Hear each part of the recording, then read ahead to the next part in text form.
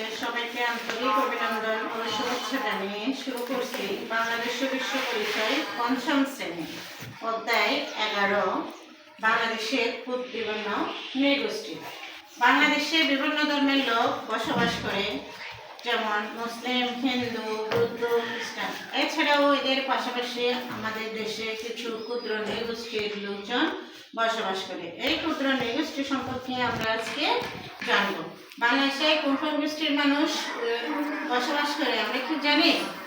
বাংলাদেশে ক্ষুদ্র নৃগোষ্ঠীর মধ্যে আছে গারো, খাসি, মুরু, সাঁওতাল, ত্রিপুরা আরও অন্যান্য নৃগোষ্ঠীর মানুষও বসবাস করে।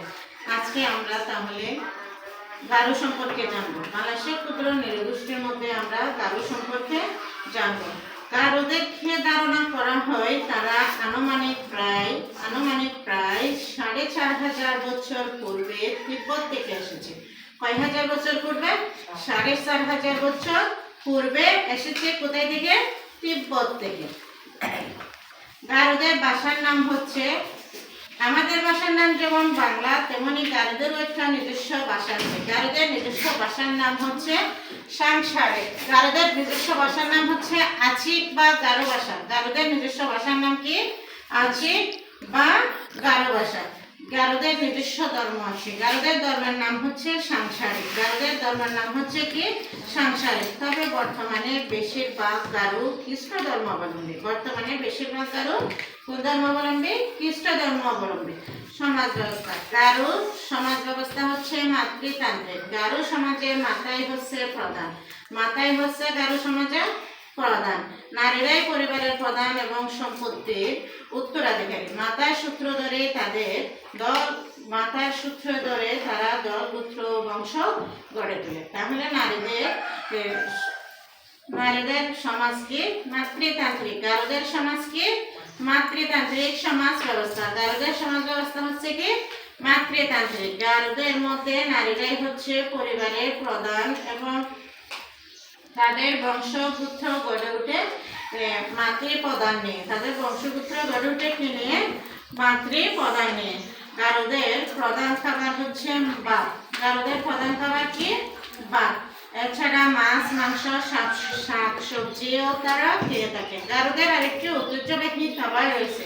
গারোদের ঐতিহ্যবাহী খাবারের নাম হচ্ছে বাঁশের কুড়োল। তারা বাঁশের কুড়োল দিয়ে এক ধরনের খাবার তৈরি করেন, যা তারা খেতে খুব সুস্বাদু অনুভব করে এবং তারা সেটাকে কি ঐতিহ্যবাহী খাবার হিসাবে চিহ্নিত করেছেন। সেটা হচ্ছে কি? বাঁশের কুড়োল। সেটা কি? বাঁশের কুড়োল। গারোদের বাড়ি। পূর্বে গারো জনগোষ্ঠীর লোকেরা নদীর তীরে লম্বা এক ধরনের বাড়ি তৈরি করতেন, যা নকমান্দি নামে পরিচিত ছিল। গারোদের বাড়িটা কি নামে পরিচিত ছিল? নকমান্দি নামে পরিচিত ছিল। তবে বর্তমানে তারা অন্যদের মতো করুগেটেড টিন বা অন্যান্য উপকরণ দিয়ে বাড়ি তৈরি করেন। বর্তমানে তারা অন্যান্য বসবাসকারী মানুষদের মতো করুগেটেড টিন বা অন্যান্য উপকরণ দিয়ে তারা বাড়ি তৈরি করেন। পোশাক। গারো নারীদের ঐতিহ্যবাহী পোশাকের নাম হচ্ছে দক বান্দা বা দক শাড়ি। গারো মেয়েদের ঐতিহ্যবাহী পোশাকের নাম কি? দক বান্দা বা দক শাড়ি। পুরুষেরা শার্ট, লুঙ্গি, ধুতি এবং ধুতি পরিধান করেন। পুরুষেরা কি কি পরিধান করেন?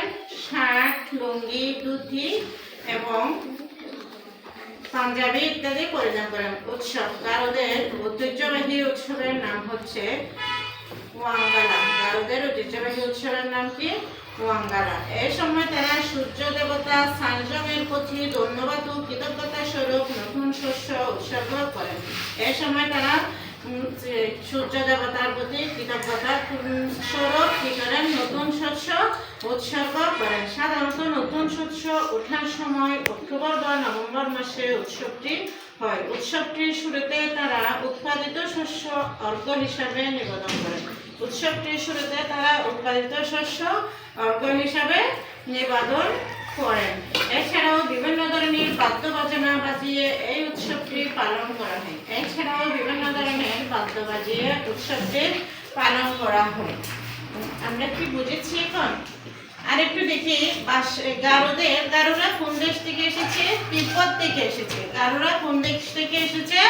তিব্বত থেকে। গারোদের ভাষার নাম হচ্ছে আচিক বা গারো ভাষা। গারোদের ভাষার নাম কি? আচিক বা গারো ভাষা। গারোদের ধর্মের নাম হচ্ছে কি? সাংসারিক। তবে বর্তমানে তারা কিছু কিছু খ্রিস্ট ধর্মাবলম্বীও আছে। বর্তমানে তারা কিছু কিছু খ্রিস্ট ধর্মাবলম্বীও রয়েছে। সমাজ ব্যবস্থা, গারো সমাজ ব্যবস্থা হচ্ছে মাতৃতান্ত্রিক। গারো সমাজ ব্যবস্থা কি? মাতৃতান্ত্রিক। মাতৃতান্ত্রিক মানে হচ্ছে গারো সমাজ হবে মাতাই প্রধান, নারীরাই হবে পরিবারের প্রধান এবং নারীদের বংশসূত্রে তাদের বংশগুত্র গড়ে উঠবে। গারোদের প্রধান খাবার হচ্ছে ভাত, মাছ, মাংস, বিভিন্ন ধরনের শাক সবজি। এছাড়াও তাদের একটা ঐতিহ্যবাহী খাবার রয়েছে যেটা হচ্ছে বাঁশের কুড়াল দিয়ে তৈরি। বাঁশের কুড়াল দিয়ে এক ধরনের খাবার তারা তৈরি করেন যেটা তারা খুব সুস্বাদু খাবার হিসেবে গ্রহণ করে থাকেন। গারোদের বাড়ি হচ্ছে তারা লম্বা এক ধরনের বাড়ি তৈরি করে বসবাস করতেন, কিন্তু এখন কিছু কিছু গারোরা অন্যান্যদের মতো তারা কি করেন?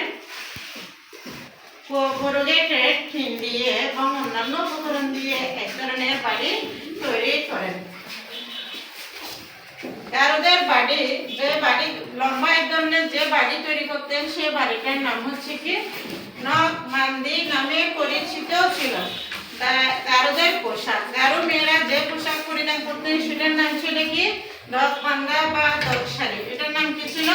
দক মান্দা বা দক শাড়ি। গারোরা বিভিন্ন ধরনের উৎসব পালন করতেন, তাদের মধ্যে প্রধান উৎসব ছিল মঙ্গলা।